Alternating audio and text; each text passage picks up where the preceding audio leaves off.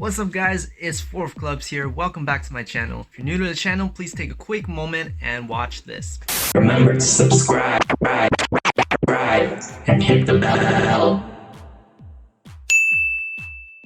And if you're already subscribed to the channel, thank you so much. Once again, from the bottom of my heart, I love you guys so much. The support is unbelievable.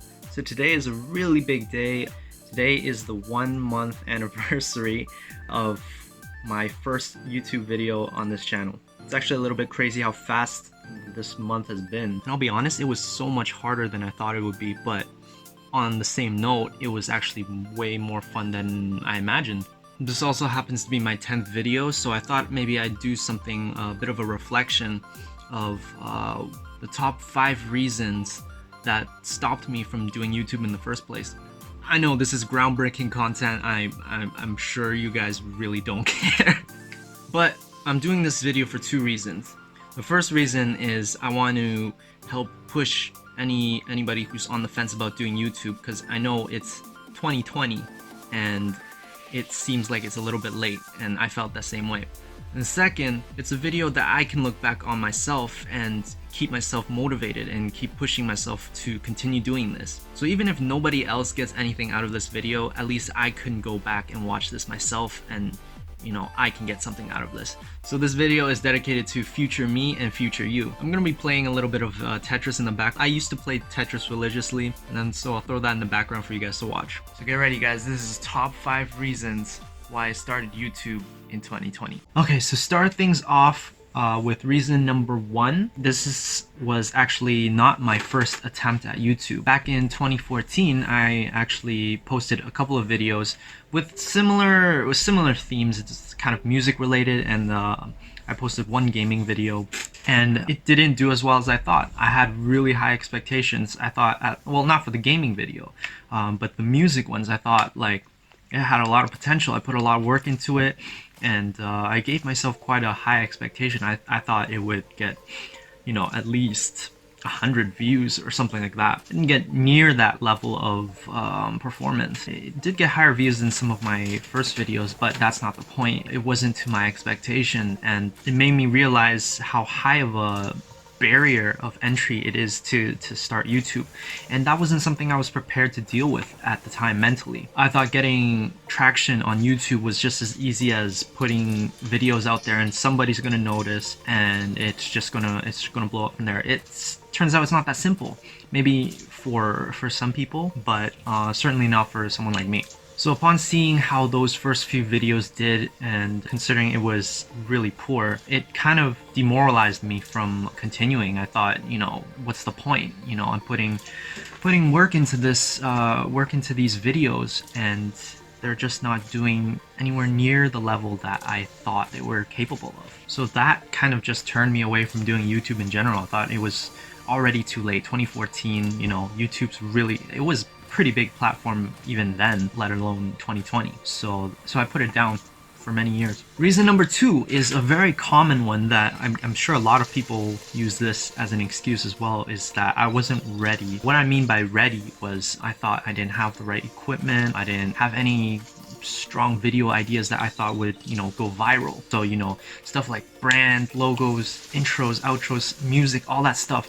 I thought I had to get everything before I started making videos. And for anyone that's done YouTube for a period of time, you would know that you don't need all of that. All you need is a camera and yourself to start doing YouTube and uploading content. Ideas and you know, all the other stuff comes as you go, and the important thing is to get yourself out there and then improve upon each video as you go. I found myself writing down video scripts, video ideas, like plans, layouts for like an entire year, only to find myself not going through with them because I felt like it wasn't ready. Again, just going back to that word ready. And any YouTuber will tell you this, it's not about being ready, because you'll never be fully ready.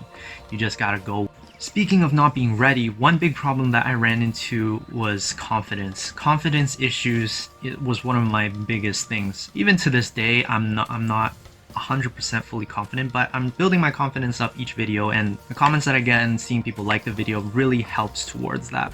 I was really insecure about my voice, and one of the things that I realized is hearing your own voice is just something you gotta get used to.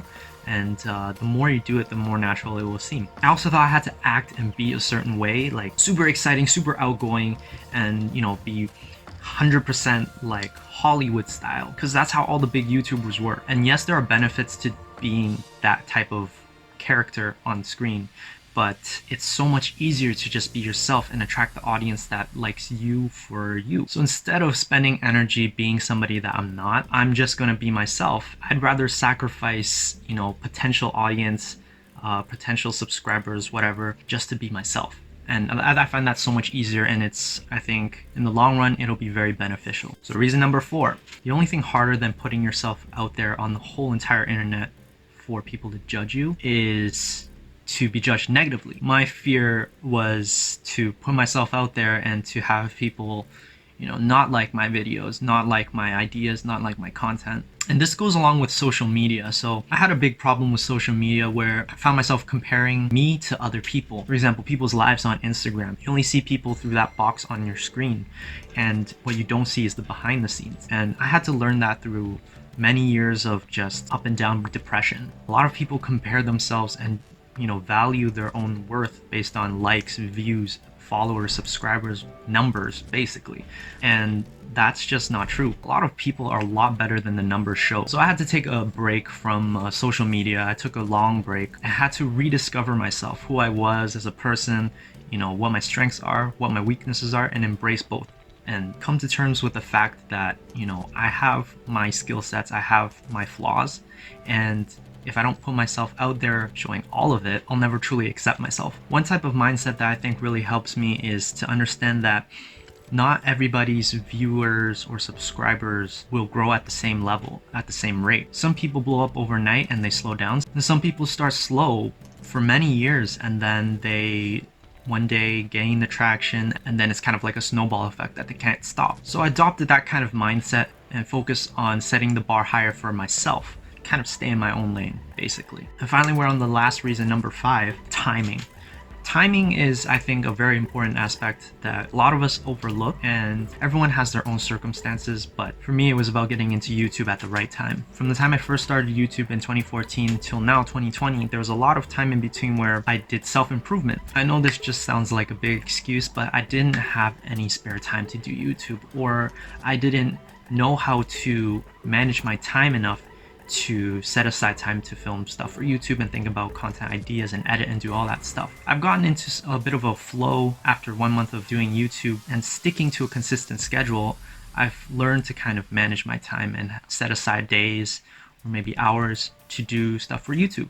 And especially during this time with lockdown and quarantine, this gave me the perfect opportunity to go ahead and try it, give it a second chance, and boy was I glad I started. I also didn't have any clear goals in mind when I first tried to do YouTube videos. I just kind of put some videos out there and hope they do well, which in my opinion was kind of a big mistake. I needed to set myself some goals, and this time around I do have clear goals in mind that I want to reach. And so I think it's very important for anybody who's thinking about going into YouTube is give yourself a goal, whether it be numbers wise or creatively, and where you want to take your YouTube channel. Definitely set a goal for yourself. And that just about wraps up all my reasons / excuses of why I started YouTube as late as 2020. I'm really sorry if it sounded like a lecture or a really boring video, but I really needed to get this video out and put my thoughts into words for me to reflect on maybe another month down the line or maybe a year down the line, and reflect back on my mindset. For anyone who's hoping to get into YouTube, I hope this video gave you some inspiration or motivation to take that first step.